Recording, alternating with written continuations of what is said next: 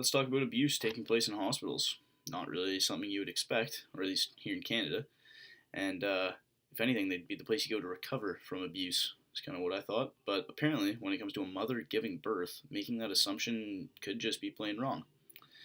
If you don't know anything about this, here's a quick rundown on an already large and currently growing situation. CBC News recently did an investigation into mistreatment that mothers experienced at the hands of healthcare professionals, either right when they were giving birth or throughout their pregnancy. And their findings, although still ongoing, are absolutely mortifying. Hundreds of mothers have come forward and reported on the atrocities that they dealt with in Canada in our hospitals. We're talking about women, pregnant women, as in the members of society we're pretty much supposed to be protecting above all others, are going into our hospitals, being treated by doctors who they trust or even look up to, and experiencing things that are on the verge of rape.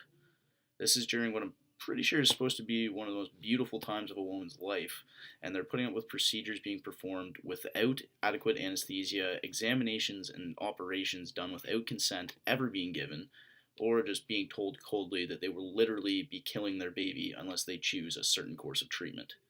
So I think that checks off verbal, physical, and emotional abuse all in one trip. Not exactly a fond memory to pair alongside the miracle of life that brought your child into the world.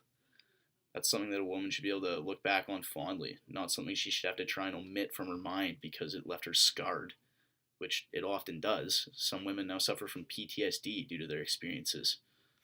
There's beginning to be a larger outcry for change in some regard, with advocacy groups making themselves heard, as well as more of a public outcry these days. But it can't just stop there. It can't stop until mothers can be guaranteed proper and ethical treatment in what is supposed to be a professional facility run by professional people. Like, I understand a doctor's situation. They have to do whatever they can to ensure baby is able to be born happy and healthy. But that's no excuse for the health or well being of the mother being the cost of it.